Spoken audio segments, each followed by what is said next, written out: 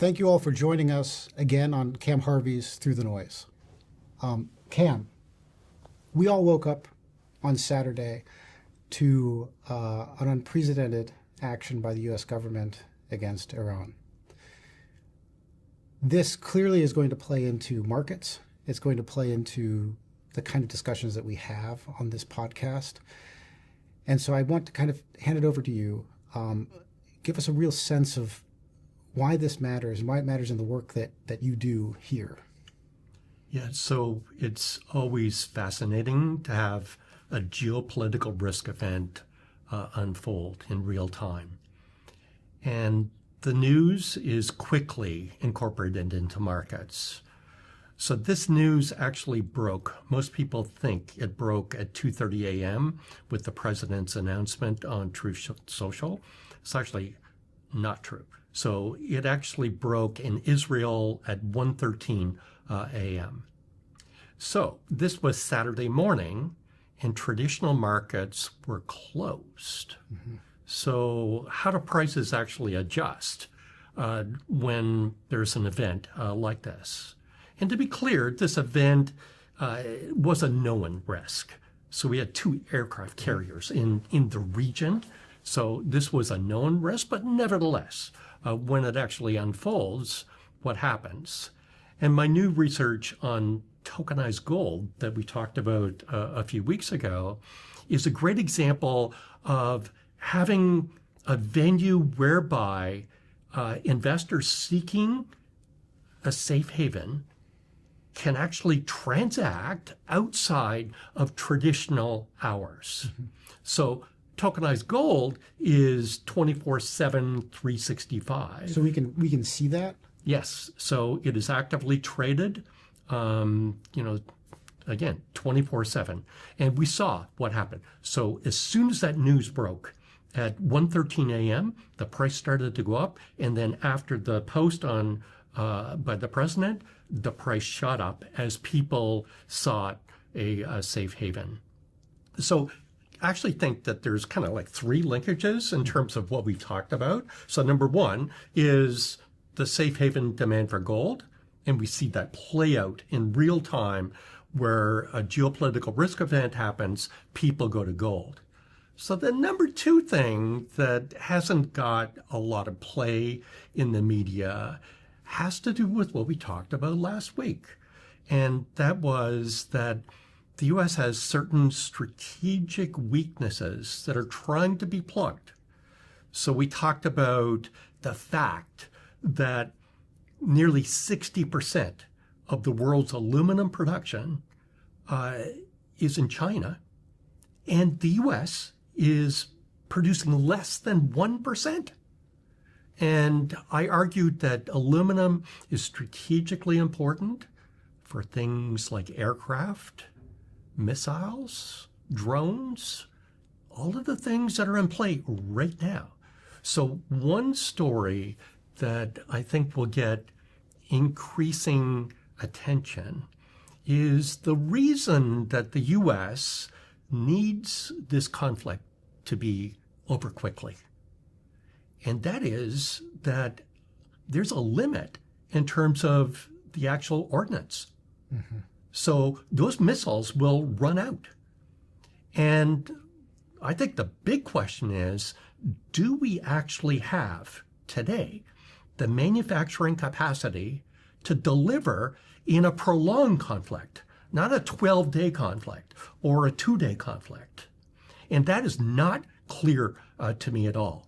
So the ability to supply the troops in a situation where there is military action is, in my opinion, unclear at best and a potential strategic weakness. That's only 2 points so far. You mentioned that there is a third. Yes. And the third, maybe not surprisingly, is AI. So what is the link between what is happening in Iran and AI? And indeed, AI was in the news last week in terms of the conflict between Anthropic and Department of War, and then OpenAI stepping in. So this is something that I've long talked about. It hasn't got a lot of attention.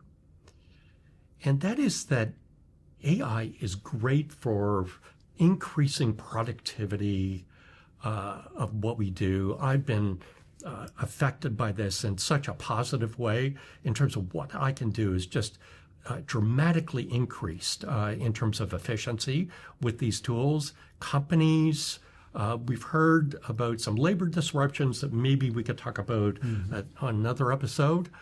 But fundamentally, this is also a threat to national security.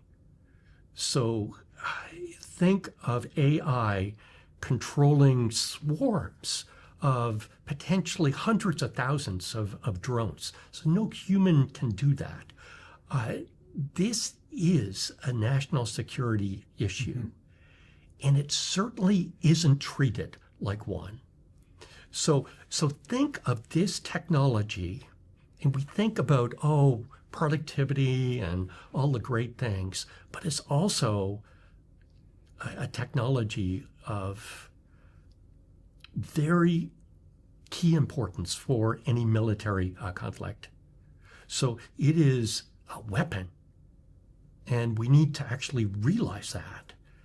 And if you look at what the U.S. has done traditionally, when faced with a weapon of enormous potential, it's usually very secretive. So think of the Manhattan Project, which probably is the most relevant comparison in terms of technological disruption in the waging of war.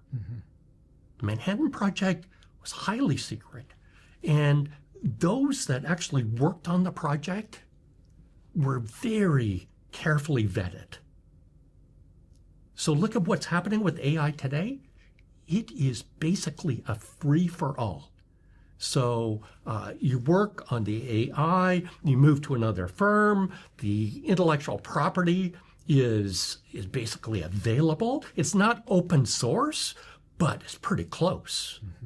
So I don't think that the discussion has been focused on one of the very obvious risks, and that is a national security risk.